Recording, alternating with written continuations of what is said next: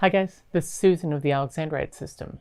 We're doing another episode of Jammies Talk to talk about sleep and dreams, which makes it the one time that it makes sense to have a Jammies Talk. So we as people know a lot more about sleep than we used to. There used to be like a common did you know kind of thing that was like, scientists don't really know why we dream. And that's not quite true anymore. We sort of have a lot of general ideas. But I think that sleep and DID is something that is pretty underexplored. So I think the question that everyone wants to know with a system and dreams is, do you share dreams? And I get where this comes from, because especially if you have an inner world, it's like if you can all be together inside your head in the inner world, then why couldn't you all be together inside of dreams? And for us, we actually do share dreams sometimes. It kind of comes in a couple of different flavors. The first type of sharing dreams is kind of like when we're awake, like someone is fronting inside of the dream. And in those type of dreams, we can switch and people can be like co-conscious. There was this one time that Claudia was having a romantic dream about our spouse, and Sandra was co-conscious with her, and she remembers the dream, but from like Claudia's perspective. And it's hard to say how exactly we know who is fronting in these dreams, but I guess it's just as hard to know who's fronting in real life or to explain how we know. When a system member fronts a lot and you know them pretty well, you just kind of know. Not all the time, but when you have good communication, it's more often than not. So on Twitter, right before I set up to film, I asked people to ask us some questions about dreams, and someone asked a really interesting one. When you switch in a dream, do you think you're actually switching, or is your brain emulating your real-life experiences in your dream?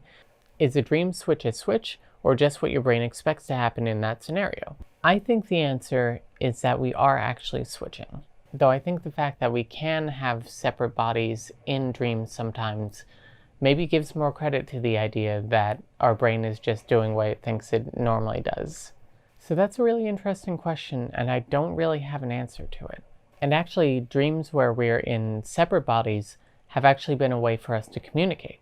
I'm not going to say it's the best way to communicate, because it's sometimes hard to remember dreams, but it is a way to communicate.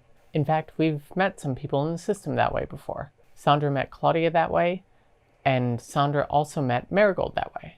We don't remember much about Sandra and Claudia meeting, but Sandra meeting Marigold for the first time was interesting. Normally when we see each other in dreams, we look like how we do in the inner world. But when Sandra first met her, Marigold was just sort of like a ball of light. The dream actually took place in just kind of like a void, and Marigold and Sandra were just kind of like rotating around each other.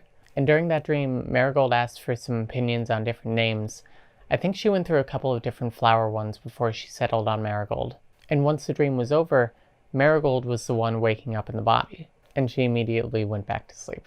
That was back when we were working alive late nights, so I don't really blame her. It can be tricky to tell, though, whether someone in a dream is a real person in the system, or if they're just like a dream person. Especially as system stuff became like a bigger portion of our life, it became a more frequent topic in our dreams.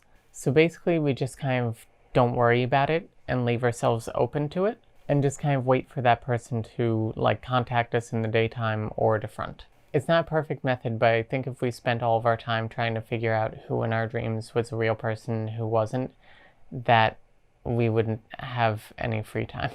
Though there is this one theoretical person that we keep coming back to when we think about meeting people in dreams. When we were younger, we used to have this like recurring dream theme where it would be a normal dream, and then all of a sudden it would be interrupted by like this monstrous face just screaming at us. And it was always the same face. And it wasn't like human or anyone that we knew, but it was something that was like pretty scary. And we do sometimes wonder if that's a person in the system. But even if they are, we would treat them with the kindness and respect that we give everyone else in the system. Just because someone looks scary or acts scary doesn't mean that they're a bad person necessarily, and it certainly doesn't mean that they don't deserve to be loved. So before I go, I'm going to leave you guys with one cool tip that we've found out. If you have something to do the following morning and you need one person to front for it in particular, have that person go to sleep in the body.